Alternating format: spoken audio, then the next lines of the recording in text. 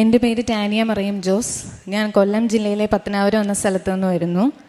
ആദ്യം തന്നെ മാതാവിൻ്റെ പ്രത്യക്ഷീകരണത്തിൻ്റെ സാക്ഷിയായി ഈ അൾത്താരയിൽ നിൽക്കുവാൻ ഭാഗ്യം തന്ന ദൈവമാതാവിനും തിരുക്കുമാരനും നന്ദി പറയുന്നു. ഞാൻ ഒരു അഡ്വക്കേറ്റായിട്ട് പുനലൂർ കോടതിയിൽ പ്രാക്ടീസ് ചെയ്തുകൊണ്ടിരിക്കുകയാണ്. 2019 മുതലായിരുന്നു പ്രാക്ടീസ് തുടങ്ങിയത്. അപ്പം ആ സമയം മുതൽ തന്നെ എനിക്ക് ഒരു മജിസ്ട്രേറ്റ് ആവണം, ഒരു ന്യായാധിപ ആവണമെന്നുള്ള ആഗ്രഹം വളരെ അധികമായിട്ടുണ്ടായിരുന്നു. അങ്ങനെ ഞാൻ 2020 മുതൽ കേരള ഹൈക്കോടതിയുടെ മുൻസിഫ് മജിസ്ട്രേറ്റ് എക്സാമിന് വേണ്ടി പഠിക്കാൻ തുടങ്ങി. 2021 എനിക്ക് ശേഷമുള്ള ആദ്യത്തെ പരീക്ഷ വിളിച്ചത്. അപ്പം ഞാനതിന് അപ്ലൈ ചെയ്തു. പ്രിലിമിനറി എക്സാം എഴുതാൻ വേണ്ടി കൊച്ചിയിൽ പോയപ്പോൾ ആ എക്സാമിൻ്റെ ദിവസം എനിക്ക് ഡീഹൈഡ്രേഷൻ മൂലം വളരെയധികം തലവേദനയും തലയ്ക്ക് പെരുപ്പും അക്ഷരമൊന്നും കാണാത്ത രീതിയിൽ തലയ്ക്കൊരു മന്ദതയൊക്കെ ഉണ്ടായി.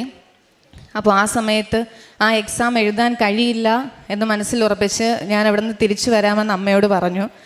അപ്പോൾ അമ്മയുടെ കയ്യിൽ കൃപാസന മാതാവിൻ്റെ ഒരു കാശുരൂപം ഉണ്ടായിരുന്നു. ഇതുവഴി പോയപ്പോൾ അമ്മ കയറി വാങ്ങിയതായിരുന്നു ആ കാശുരൂപം. അപ്പോൾ അമ്മ വിശ്വാസത്തോടെ എൻ്റെ അടുത്ത് ആ കാശുരൂപം തന്നിട്ട് പറഞ്ഞു, നീ ഇത് കുറച്ച് നേരം നെറ്റിയിൽ വെച്ച് പ്രാർത്ഥിച്ച് നോക്ക്, മാറ്റം ഒന്നും സംഭവിച്ചാൽ നമുക്ക് പോയി പരീക്ഷ എഴുതാമെന്ന് പറഞ്ഞു. അപ്പം ആ ഒരു ഡീഹൈഡ്രേഷൻ്റെ അസ്വസ്ഥത മാറുമെന്ന് എനിക്ക് ഒരു ഉറപ്പുമില്ലായിരുന്നു. എങ്കിലും അമ്മ പറഞ്ഞത് കേട്ട് ഞാൻ ആ കാശുരൂപം എൻ്റെ നെറ്റിയിൽ വെച്ച് പ്രാർത്ഥിച്ചു. 10 മിനിറ്റ് കഴിഞ്ഞപ്പോഴത്തേക്കിന് എൻ്റെ തലയ്ക്കൊരു ബോധം വന്നു തുടങ്ങി. എനിക്ക് ലെറ്റേഴ്സ് എല്ലാം കാണാം. അങ്ങനെ ഒരു അവസ്ഥയിലെത്തിയപ്പോൾ ഞാൻ അമ്മയോട് പറഞ്ഞു, പരീക്ഷ എഴുതാൻ ഞാൻ റെഡിയാണ്, പോയി എഴുതാമെന്ന് പറഞ്ഞു. അങ്ങനെ 10 മണി മുതൽ 1 മണി വരെ ആയിരുന്നു പരീക്ഷ. ഞാൻ ആ എക്സാമിൻ്റെ പ്രിലിമിനറി 10 മണിക്ക് തുടങ്ങി 12 മണി ആയപ്പോഴത്തേക്കിന് അറ്റൻഡ് ചെയ്ത് കഴിഞ്ഞു. ആ പ്രിലിമിനറി എക്സാം ഞാൻ ക്വാളിഫൈഡായി. അതിനുശേഷമുള്ള മെയിൻസിൻ്റെ എക്സാമും ഞാൻ ക്വാളിഫൈഡായി. പക്ഷേ ഇൻ്റർവ്യൂവിന് ചെല്ലുമ്പം ഞാൻ ഡിസ്ക്വാളിഫൈഡ് ആവും.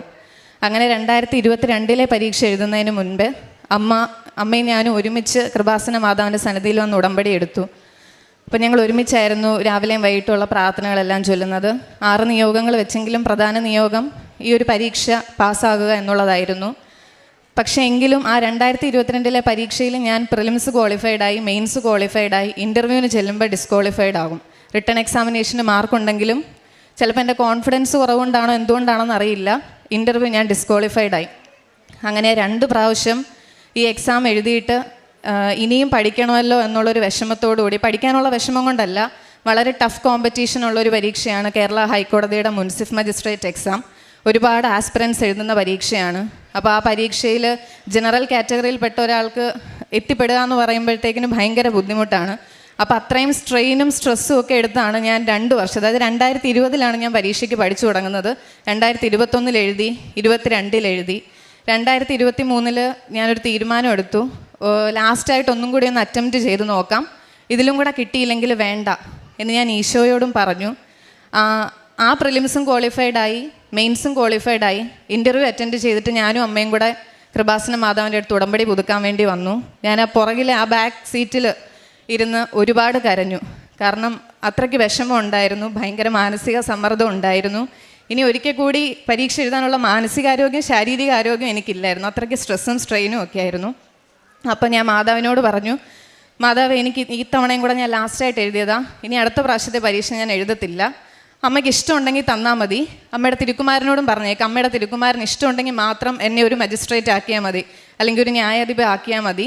ഇനി ഞാൻ ഇതിനു വേണ്ടി കരഞ്ഞു വിളിക്കത്തില്ല എന്ന് ഞാൻ ലാസ്റ്റായിട്ടൊരു തീരുമാനവും ആ പുറയിലത്തെ കസേരയിൽ ഇരുന്ന് എടുത്തിട്ടാണ് ഇവിടെ നിന്ന് പോയത്. അപ്പോൾ 2023 ഡിസംബർ 15 റിസൾട്ട് വന്നു. എനിക്ക് 22ാമത്തെ റാങ്കാണ് ഈ പരീക്ഷയിൽ കിട്ടിയത്. അങ്ങനെ ഞാനത് പാസ്സായി. ഇപ്പം ഞാൻ കേരള ഹൈക്കോടതിയുടെ civil judge junior division trainee ആയിട്ട് അങ്കമാലി ജുഡീഷ്യൽ അക്കാഡമിയിൽ ട്രെയിനിങ്ങിലാണ്. ഇതോടൊപ്പം തന്നെ അമ്മ ഈ ഉടമ്പടി പുതുക്കാൻ വരുമ്പോഴും ഉടമ്പടി സമയത്തും എല്ലാ ബുധനാഴ്ചയും ഉപവാസം എടുക്കുന്നുണ്ടായിരുന്നു. അപ്പോൾ ആ ഉപവാസം എടുക്കുമ്പോൾ ആ ഒരു നേരത്തെ ഭക്ഷണത്തിൻ്റെ പൈസ അമ്മ കൂട്ടി വെച്ചിട്ട് ഒരു ചാരിറ്റി എന്നുള്ള നിലയിൽ ഞങ്ങളുടെ വീടിനടുത്തൊരു അക്രൈസ്തവയായ ചേച്ചി ഉണ്ടായിരുന്നു. ആ ചേച്ചി വളരെ നിർധനയായൊരു സ്ത്രീയാണ്. അപ്പോൾ ആ ചേച്ചിക്കായിരുന്നു അമ്മ ഈ മാറ്റി വെക്കുന്ന ഒരു നേരത്തെ ഫുഡിൻ്റെ പൈസ എല്ലാം കൊടുത്തുകൊണ്ടിരുന്നത്. പിന്നെ അമ്മ ഇവിടുത്തെ കൃപാസന മാതാവിൻ്റെ പത്രങ്ങളൊക്കെ ഞങ്ങളുടെ പള്ളിയിൽ വരുന്നവർക്കും അല്ലാതെയുള്ള അക്രൈസ്തവർക്കും എല്ലാം സ്ഥിരമായിട്ട് കൊടുക്കുന്നുണ്ടായിരുന്നു. ഇതിപ്പോൾ 4ാമത്തെ തവണ ഞങ്ങൾ വന്ന് ഉടമ്പടി പുതുക്കി കഴിഞ്ഞു. ഇനിയും ഒരുപാട് നിയോഗങ്ങളുണ്ട്. പിന്നെ അമ്മ ജോസഫ് അച്ഛൻ്റെ ധ്യാനം എല്ലാ ചൊവ്വാഴ്ചയും യൂട്യൂബിൽ മുടങ്ങാതെ കാണുന്നുണ്ടായിരുന്നു. അമ്മയാണ് കൂടുതലായിട്ടും അരമണിക്കൂറിൽ കൂടുതൽ ബൈബിൾ വായിക്കുകയും പ്രാർത്ഥിക്കുകയും എനിക്ക് വേണ്ടി ഈ ഒരു നിയോഗത്തിന് വേണ്ടി പ്രാർത്ഥിക്കുകയൊക്കെ ചെയ്തിരുന്നത്. അപ്പോൾ എനിക്ക് പറയാനുള്ളത്, മനുഷ്യരാൽ അസാധ്യം ദൈവത്താൽ സാധ്യമാണ്. ഞാൻ ഈ ഇൻ്റർവ്യൂ എനിക്ക് കിട്ടത്തില്ല, എനിക്ക് മജിസ്ട്രേറ്റ് ആവാൻ പറ്റത്തില്ല, ഇതെൻ്റെ ലാസ്റ്റ് അറ്റംപ്റ്റ് ആണ് എന്ന് പറഞ്ഞ് ഞാനൊരു വിധി എഴുതിയതാണ്. അമ്മ മാതാവ് തിരുക്കുമാരനിലൂടെ മാറ്റി എഴുതി എന്നെ ഇങ്ങനെ ഇപ്പോൾ ഈ ഒരു വലിയ പദവിയിൽ നിർത്തിയിരിക്കുന്നത്.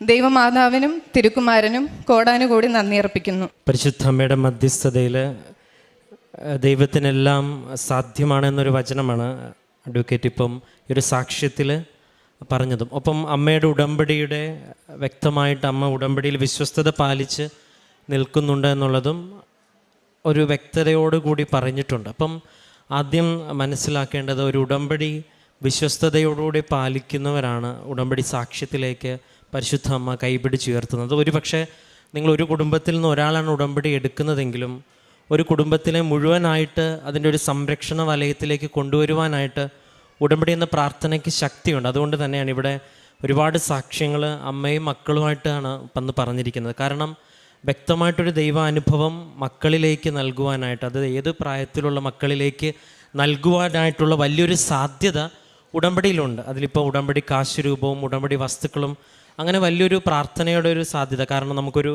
ഏത് സാഹചര്യത്തിൽ ഇരിക്കുമ്പോഴാണെങ്കിലും നമുക്ക് അയച്ചു കൊടുക്കുവാനും കരങ്ങളിൽ കൊടുക്കുവാനും കേൾക്കുവാനായിട്ട് പറയുവാനുമൊക്കെ ഉള്ള വലിയൊരു നൂതന സാങ്കേതിക വിദ്യകളുടെ സഹായത്തോடு തന്നെ ലഭിച്ചിരിക്കുന്ന വലിയ കൃപാവര പദ്ധതിയുടെ ഭാഗമായിട്ട് നൽകിയിരിക്കുന്ന വലിയൊരു ഒരു ഒരു സമ്പന്നത ഉടമ്പടിയിലുണ്ട്. അത് ദൈവം കൂടെ നിൽക്കുന്നുമുണ്ട്, അല്ലാതെ പറയുക മാത്രമല്ല. അപ്പോൾ അതിന് വ്യക്തിപരമായിട്ടൊരു അനുഭവം, ഇദ്ദേഹം തൻ്റെ കരിയറിൽ വന്നിട്ടുള്ള ഏറ്റവും പ്രധാനപ്പെട്ട ഒരു പരീക്ഷ, ഒരു പക്ഷേ ഈ സാക്ഷ്യത്തിൽ പറയുന്ന പോലെ മാനസികമായിട്ടും ശാരീരിക ആരോഗ്യമൊക്കെ തളർന്നിരുന്ന ഒരു സമയത്ത് അമ്മ എടുത്ത ഉടമ്പടിയുടെ ഒരു ബലത്തിൽ പരിശുദ്ധ അമ്മയോട് ഇവിടെ വന്ന് ഈ ആലയത്തിൽ വന്ന് കരഞ്ഞ് പ്രാർത്ഥിച്ചതിൻ്റെ ഫലമായിട്ട് തന്നെയാണ് തനിക്കൊരു മജിസ്ട്രേറ്റ് എക്സാം പാസ്സാകാനായിട്ട് സാധിച്ചു എന്നുള്ളതുള്ള വലിയൊരു കൃതജ്ഞത പറയാനായിട്ടാണ് അമ്മയായിട്ട് ഇവിടെ വന്നത്. അപ്പോൾ ഒരു അമ്മയുടെ സാക്ഷ്യം പൂർണ്ണമാകുന്നത് ഇങ്ങനെയാണ്. അമ്മ മകൾക്ക് വേണ്ടി പ്രാർത്ഥിച്ചെന്ന് മാത്രമല്ല, ആ കൃതജ്ഞത ഇനി അൾത്താരയിൽ ദൈവമഹത്വത്തിനായിട്ട് പറയുകയും ചെയ്തു.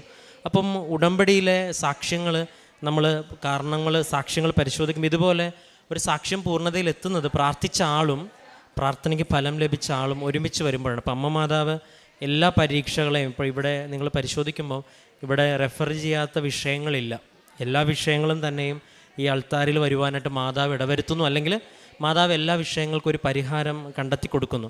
ഒരൊറ്റ കാര്യം ഇദ്ദേഹത്തിൻ്റെ സാക്ഷ്യത്തിൽ പറഞ്ഞതുപോലെ, ദൈവത്തിരുമുൻപിൽ എളിമയോടെ നീയാണ് വലുതെന്ന് ഏറ്റുപറയാനായിട്ടുള്ളൊരു താഴ്മ പരിശുദ്ധ അമ്മയെപ്പോലെ ഉണ്ടാകുമ്പോൾ, ഉടമ്പടിയുടെ ഒരു കൃപ ജീവിതത്തിൽ ഉണ്ടാകുമ്പോൾ ഉറപ്പായിട്ടും ദൈവം സത്യമാണെന്നും ദൈവം സാന്നിധ്യമാണെന്നും ദൈവത്തിനെല്ലാം സാധ്യമാണെന്നും ദൈവം ഉടമ്പടിയിലൂടെ തെളിയിക്കും. ഏറെ പ്രത്യേകിച്ച് ഇദ്ദേഹത്തിൻ്റെ സാക്ഷ്യത്തെ പ്രതിയും ഉടമ്പടി ജീവിതത്തെല്ലാം പ്രതി നമുക്ക് കരങ്ങളടിച്ച് ദൈവത്തിൻ്റെ നാമം മഹത്വപ്പെടുത്തും. അത്യപൂർവ ദൈവാനുഭവങ്ങൾ ഇനി നിങ്ങൾക്കും സ്വന്തം. ഈ യൂട്യൂബ് ചാനൽ ഇതുവരെ സബ്സ്ക്രൈബ് ചെയ്തിട്ടില്ലെങ്കിൽ ഇപ്പോൾ തന്നെ സബ്സ്ക്രൈബ് ചെയ്യുക. ഈ വീഡിയോ ഇപ്പോൾ തന്നെ നിങ്ങളുടെ സുഹൃത്തുക്കൾക്ക് ഷെയർ ചെയ്തുകൊണ്ട് കർത്താവിൻ്റെ പ്രേക്ഷിതരാകുക.